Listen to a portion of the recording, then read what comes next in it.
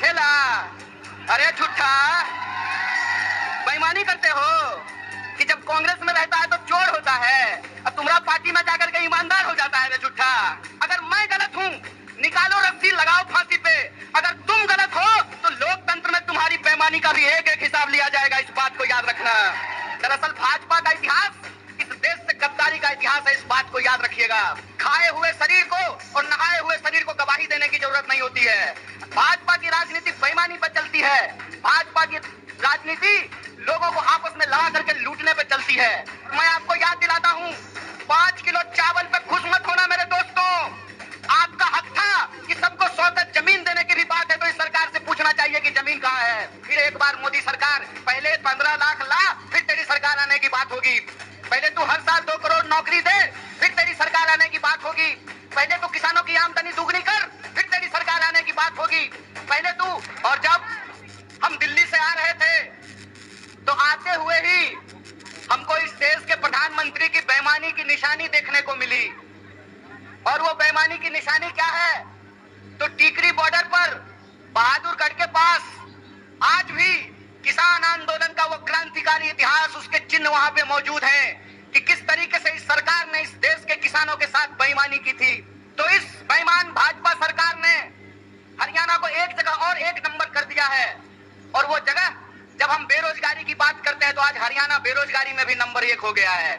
आप देश के किसी भी इलाके में जाकर के घूम करके देख लीजिए, हर जगह एक बार फिर से भाजपा का प्रचार शुरू हो गया है। जब मैं रास्ते से आ रहा था, रोहतक के पास मुझे जींद की तरफ मुड़ना था तो एक दीवार पे लिखा हुआ था, फिर एक बार मोदी सरकार।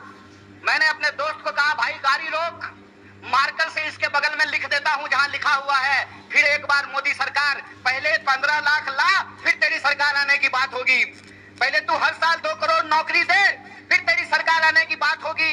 पहले तू किसानों की आमदनी दुगनी कर, फिर तेरी सरकार आने की बात होगी। पहले तू हरियाणा, जिसको बेरोजगारी में तू 1 नंबर बना दिया है, यहाँ रोजगार में 1 नंबर हरियाणा को बना, फिर तेरी जो है सरकार आने की बात होगी। हमारी सरकार नहीं है हरियाणा में, लेकिन श्रीमान भूपेंद्र हुड्डा साहब जब हरियाणा के मुख्यमंत्री थे, और मैं कहता हूं खाए हुए शरीर को और नहाए हुए शरीर को गवाही देने की जरूरत नहीं होती है। अरे प्रमोद भाई को देख के कोई कह देगा कि खाए पिए परिवार से हैं, कह देगा कि नहीं कह देगा? तो कहते हैं खाए हुए शरीर और नहाए हुए शरीर को गवाही की जरूरत नहीं होती है। आप बहादुरगढ़ के जितने इंडस्ट्रीज लगे हुए हैं वहां से चलना शुरू कीजिए जींद की तरफ, आपको रास्ते में फुटवियर पार्क मिलेगा। मिलता है कि नहीं मिलता है? एशियन पेंट की फैक्ट्री मिलती है कि नहीं मिलती है? दोनों तरफ छोटे कल कारखाने मिलते हैं कि नहीं मिलते हैं? ये सब हुड्डा साहब का दिया हुआ है। और मैं आपको याद दिलाता हूं, 5 किलो चावल पे खुश मत होना मेरे दोस्तों। आपका हक था कि सबको 100 गज जमीन देने की भी बात है तो इस सरकार से पूछना चाहिए कि जमीन कहाँ है। भाजपा की बांटने वाली राजनीति को आपको समझना पड़ेगा। आपको यह समझना पड़ेगा कि भाजपा की राजनीति नफरत पर चलती है, भाजपा की राजनीति बेईमानी पर चलती है, भाजपा की राजनीति लोगों को आपस में लड़ा करके लूटने पर चलती है। दरअसल भाजपा का इतिहास इस देश से गद्दारी का इतिहास है। इस बात को याद रखिएगा। इस बात को याद रखिएगा कि भारतीय राष्ट्रीय कांग्रेस महात्मा गांधी की पार्टी है जो हंसते हंसते अपने सीने पे गोली खा लिए थे। और भाजपा का इतिहास नाथूराम गोडसे का इतिहास है। इस बात को याद रखिएगा। और इसीलिए मैं आपको कहता हूं कि जिस तरीके से अंग्रेज हमारे साथ करते थे, फूट डालो और राज करो, उसी तरह से भाजपा आज कर रही है, फूट डाल रही है और इस देश पे राज कर रही है। मैं आपसे एक सवाल पूछना चाहता हूं, आज 10 साल भाजपा की राजनीति को होने को है, 9 साल देश में भाजपा की राजनीति पूरी हो चुकी है। हरियाणा का चुनाव भी लोकसभा चुनाव के वक्त में होता है, लोकसभा चुनाव के ठीक बाद होता है। आज 9 साल पूरे होने को हैं। मैं सवाल आपसे पूछता हूं, और मैं बाहर से आकर के आपको यह बात समझाने वाला नहीं हूं। आपको यह बात अपने सीने पे हाथ रख करके समझना पड़ेगा कि भाजपा यहां आकर के कौन सी राजनीति की शुरुआत की। भाजपा यहां आकर के 35 बिरादरी और 36 बिरादरी करना शुरू किया कि नहीं किया? हाथ उठा करके बताइए, किया कि नहीं किया? किया ना? तो मैं नड्डा से एक सवाल पूछना चाहता हूं, मैं देश के प्रधानमंत्री से एक सवाल पूछना चाहता हूं, मैं जय शाह के पप्पा से एक सवाल पूछना चाहता हूं कि दुष्यंत चौटाला को बगल वाली कुर्सी पर बिठा करके कौन सा 35 बिरादरी 36 बिरादरी कर रहे हो बे? कौन सी 36 बिरादरी 35 बिरादरी कर रहे हो? खेला करते हो खेला? अरे झूठा, बेईमानी करते हो। मैं आपसे कहता हूं और आप सोच करके इस बात को बताइए, जहां धर्म होगा वहां हिंदू मुसलमान करेंगे, और जहां मुसलमान नहीं होगा वहां 35 बिरादरी 36 बिरादरी करेंगे। ये मन में आप सोचिए और विचार कीजिए। अगर मैं गलत हूं, निकालो रस्सी, लगाओ फांसी पे।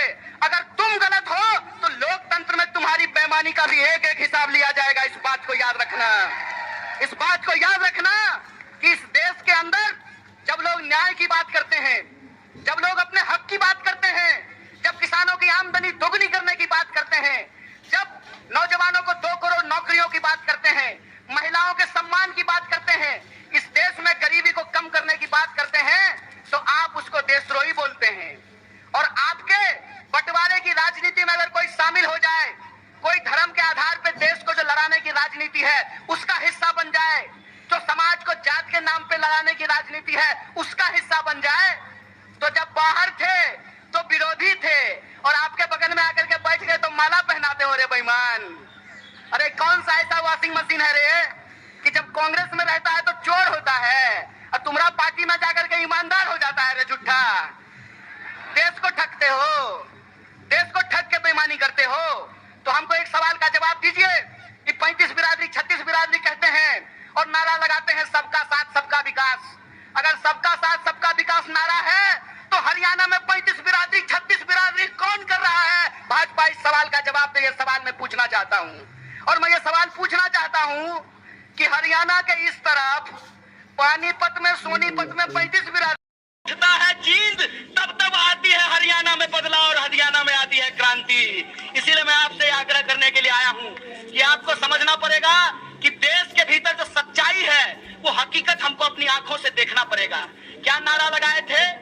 बहुत हुआ महंगाई का मार, अब की बार मोदी सरकार। तो सिलेंडर 1200 रुपया में इनका चचा बेच रहा है, बताइए। पेट्रोल डीजल 100 रुपया लीटर मिल रहा है। क्या नारा लगाए थे कि हर साल 2 करोड़ नौकरी देंगे। 9 साल हो गया है, अभी टीवी पर प्रचार आएगा 9 साल बेमिसाल। तो मैं देश के नौजवानों से कहता हूं, हरियाणा के नौजवानों से कहता हूं, 9 साल देश बेहाल। पूछो कि 9 साल में 18 करोड़ नौकरी क्यों नहीं है? यह सवाल प्रधानमंत्री से पूछना जाना चाहिए। और आपने कहा था ना कि किसानों की आमदनी हम दुगनी कर देंगे। किसानों को 1 साल तक इस दिल्ली के बॉर्डर पे जाकर के आंदोलन करना पड़ा था। सैकड़ों किसानों को अपनी जान गंवानी पड़ी थी। और ये जिसका जिसका नाम लेते हैं ना, उसके साथ बेईमानी करते हैं। 9 साल दोस्त बेमिसाल, 9 साल देश बेहाल। यह सच्चाई देश के लोगों को समझना पड़ेगा। पहले किसानों को ठगा, फिर जवानों को ठगा। बोलिए, अग्निवीर आया है कि नहीं आया है? आया है ना? तो एमपी बनेगा 4 साल के लिए, अग्नि एमपी बनेगा 5 साल के लिए, अग्नि बनेगा 4 साल के लिए। बोलिए बेईमानी है कि नहीं है? है ना?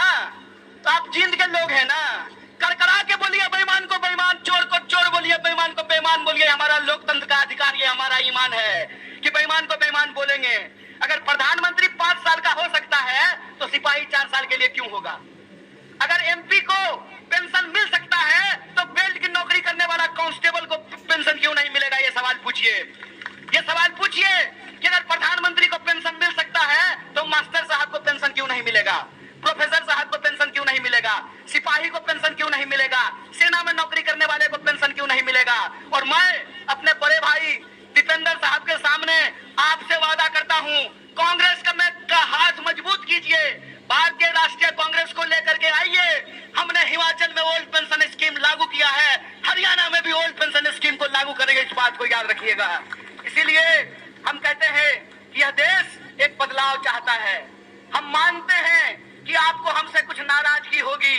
कई बार माँ बाप को भी अपने बच्चे से नाराजगी हो जाती है, लेकिन माँ बाप अपने बच्चे को उठा करके डस्टबिन में नहीं फेंक देते हैं। क्या माता जी? फेंक देते हैं। तो भारतीय राष्ट्रीय कांग्रेस आपकी पार्टी है और भारतीय राष्ट्रीय कांग्रेस का मुद्दा आपका मुद्दा है और हम देश के प्रधानमंत्री नहीं हैं कि झूठ बोलेंगे आकर के आपको जबरदस्ती कहेंगे कि हमारा जींद से बहुत पुराना नाता है। अरे प्रधानमंत्री जी, जींद से आपका पुराना नाता है ना, तो एक और मेडिकल कॉलेज यहाँ खुलवा दीजिए। रास्ता में आते हुए सड़क पे बहुत सारा गड्ढा है, यहाँ के लोगों को इलाज कराने के लिए हिसार जाना पड़ता है, यहाँ के लोगों को इलाज कराने के लिए दिल्ली जाना पड़ता है। अगर आपका नाता है तो जींद के लोगों को ठगना बंद कीजिए, क्योंकि जींद के लोग अगर जाग गए तो जींद हरियाणा की राजनीतिक राजधानी है और हरियाणा में बदलाव से कोई रोक नहीं सकता है। अगर आप परिवर्तन करेंगे तो हमारा वादा है कि हरियाणा को हम बेरोजगारी में नहीं, रोजगार में नंबर 1 बनाएंगे। हम हरियाणा के लोगों को, हरियाणा के नौजवानों को रोजगार से जोड़ेंगे। भारत जोड़ो यात्रा का संदेशा बिल्कुल साफ है। हम नौजवानों को रोजगार से जोड़ना चाहते हैं, किसानों को एमएसपी